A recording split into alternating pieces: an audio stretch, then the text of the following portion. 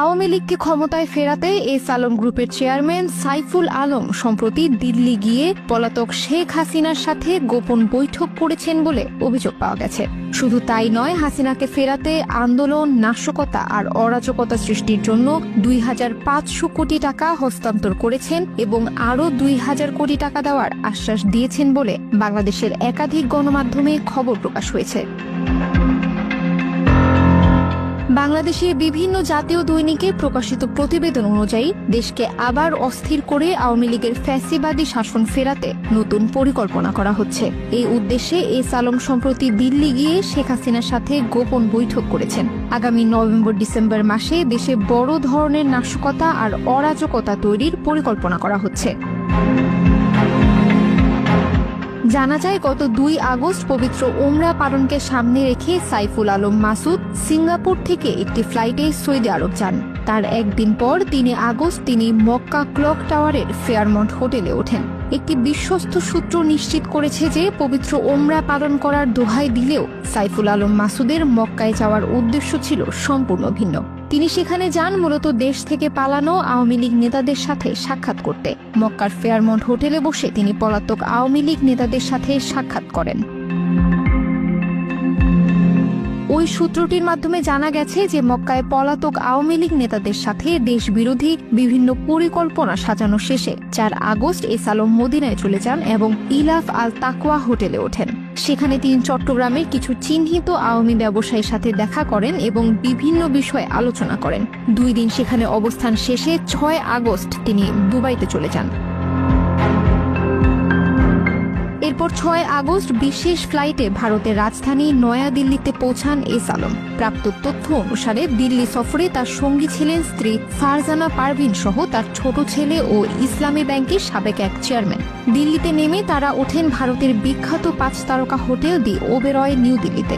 সেখানে তার সাথে দেখা করেন পলাতক সাবেক মন্ত্রী মহিবুল হাসান চৌধুরী নওফেল, জাহাঙ্গীর কবির নানক ও মোহাম্মদ আলী আরাফাত সহ অনেকেই।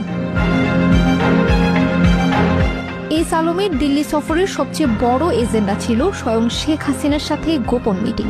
৮ আগস্ট দুপুরে হোটেলে এস আলম তার সব ফোন ও ইলেকট্রনিক ডিভাইস রেখে একটি নম্বর প্লেটহীন গাড়িতে রওনা করেন। আর পথে ২ বার পরিবর্তন করা হয় তাকে বহন করা গাড়ি। বিশেষ ব্যবস্থায় হাসিনার সঙ্গে তার সাক্ষাৎ হয় এবং বেলা ১টা থেকে সন্ধ্যা ৬টা ২৭ মিনিট পর্যন্ত হাসিনার বাসভবনে তিনি অবস্থান করেন বলে বিভিন্ন জাতীয় দৈনিকে খবর প্রকাশিত হয়েছে।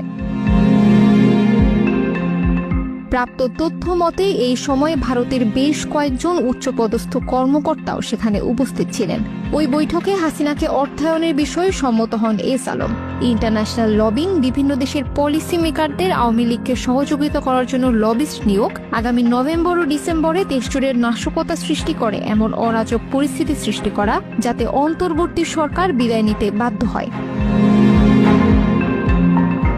বাংলাদেশের গণমাধ্যমে প্রকাশিত প্রতিবেদন অনুযায়ী সরকারি আমলা, পুলিশ ও গুরুত্বপূর্ণ ব্যক্তিদের অর্থ দিয়ে কাজ করানোর বিষয়টিও রয়েছে। আওয়ামী নেতাকর্মীদের জামিনের লক্ষ্যে খরচ করা এবং এস আলমের সুগার রিফাইনারি সহ দেশব্যাপী বিভিন্ন শিল্প প্রতিষ্ঠানের শ্রমিকদের মাধ্যমে আন্দোলন সংগঠন করার পরিকল্পনা রয়েছে বলেও জানা যায়। সূত্রটি আরও জানায়, অর্থ গ্রহণ, বিতরণ ও ব্যবস্থাপনার জন্য গঠিত ৩ জনের কমিটির দায়িত্বপ্রাপ্তরা হলেন আওয়ামী লীগ নেতা জাহাঙ্গীর কবির নানক, মোহাম্মদ আলী আরাফাত ও মহিবুল হাসান চৌধুরী নওফেল। শেখ হাসিনার অবস্থানস্থল থেকে ফিরে এসে এস আলম তার হোটেল দি ওবেরয় নিউ দিল্লিতে ওঠেন। ৮ ও ৯ আগস্ট টানা ২ দিন তিনি ওই হোটেলে অবস্থান করেন। ভারতে পালিয়ে থাকা আওয়ামী লীগের বিভিন্ন কেন্দ্রীয় নেতাদের সাথে সিরিজ মিটিং করেন। এরপর ১০ আগস্ট এস আলম ফের শেখ হাসিনার সাথে দেখা করতে তার বাসভবনে যান। সেদিন এস আলম বেলা ৩টা থেকে প্রায় রাত ১১টা পর্যন্ত সেখানে অবস্থান করেন। এই মিটিংয়ে শেখ হাসিনাকে এস আলম ২৫০০ কোটি টাকা প্রদান করেন। এই টাকা এস আলম তার আদানি গ্রুপে থাকা $৩ বিলিয়ন ইনভেস্টমেন্ট থেকে উঠিয়ে দেন। এর বাইরে বাকি ২০০০ কোটি টাকা নভেম্বর মাসের প্রথম সপ্তাহে দেওয়ার প্রতিশ্রুতি দেন। পরদিন অর্থাৎ 11ই আগস্ট এস আলম নয়াদিল্লি থেকে বিমানে মুম্বাইতে যান এবং সেখানের একটি হাসপাতালে চিকিৎসা নেন। 15ই আগস্ট স্বাস্থ্য পরীক্ষা শেষে তিনি দিল্লিতে ফিরে আসেন। এরপর 16ই আগস্ট শেষবারের মতো শেখ হাসিনার সাথে সাক্ষাৎ করেন। 17ই আগস্ট দিল্লি সফর শেষ করে এস আলম সিঙ্গাপুরে ফিরে যান।